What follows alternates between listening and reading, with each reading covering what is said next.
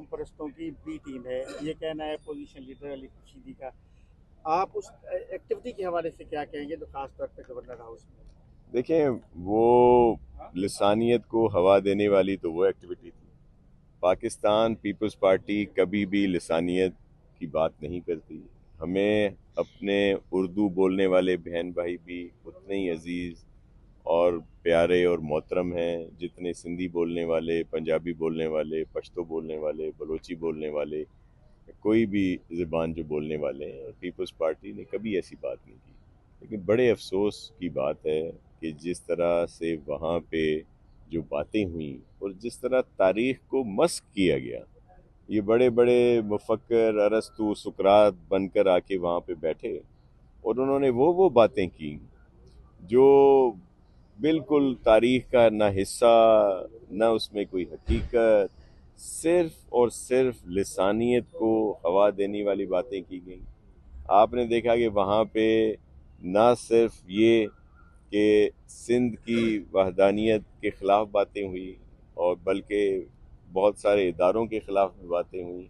अजीब व गरीब थी। और मुझे आज तक इस जो ये महफ़िल कह लें वहाँ पे, या जो मीटिंग या कॉन्स्पिरेसी हुई जो, या जो जिसको आप साजिश भी कह सकते हैं, कि वहाँ पे गवर्नर हाउस में इस तरह की बात नहीं होनी चाहिए थी। और इस पर हमें बहुत दुख है, तकलीफ़ है।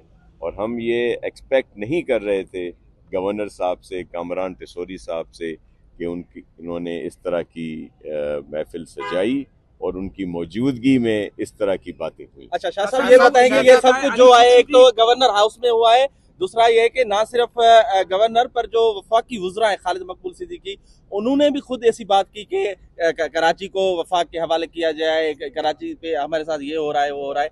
ये कैसे देखते हैं? रियासत का एक नुमाइंदा है गवर्नर, दूसरा वफाकी वजीर है। देखिए, मैं आपको एक अर्ज करूं कि ये सिर्फ इनका एक पॉलिटिकल स्टांस, पॉइंट स्कोरिंग, एक शोशा कह लें, और ख़ुद को अपनी सियासत को ज़िंदा रखने के लिए ये सिर्फ उनकी बातें हैं, और जिससे कुछ नहीं होगा। इसको कोई हम सीरियस नहीं लेते, लेकिन दुख तकलीफ़ ज़रूर होती है कि सिंध जिसने बड़ापन का मुजाहरा किया, आज उसकी तकसीम की बातें यहाँ पे हो रही हैं। और ये बड़ी तकलीफ़ दे बात होती है, और जिसका ये इनको अंदाज़ा ही नहीं है। और ये लिसानियत वही पीछे की तरफ ले जाना चाहते हैं, लेकिन पीपल्स पार्टी कभी भी लिसानियत की बात नहीं करती।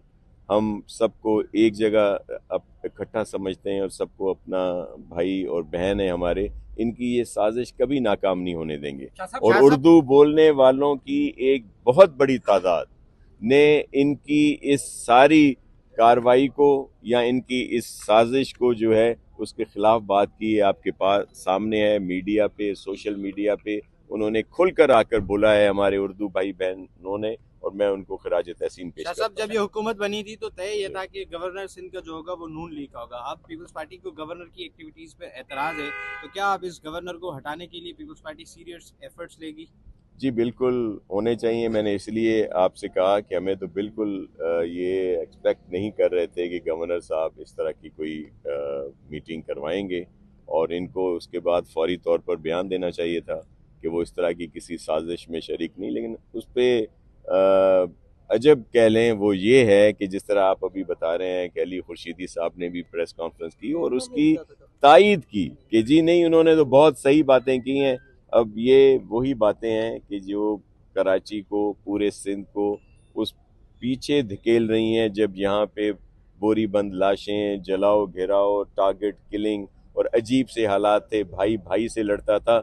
देखें, सिंधी बोलने वाले और उर्दू बोलने वाले में कोई तफरीक नहीं है, दोनों सिंधी हैं, एक उर्दू बोलने वाला, एक सिंधी बोलने वाला। हम सबको सिंधी समझते हैं और वो खुद भी यही समझते हैं। ये वो साजिशी टोला है जो चाहता है कि यहाँ पे तफरका हो, यहाँ पे लिसानियत हो, शिद्दत पसंदी हो, और वही पुराना जो तरीक़ेकार है लड़ाई झगड़े वाला, जलाओ घेराव वाला है। Thank you.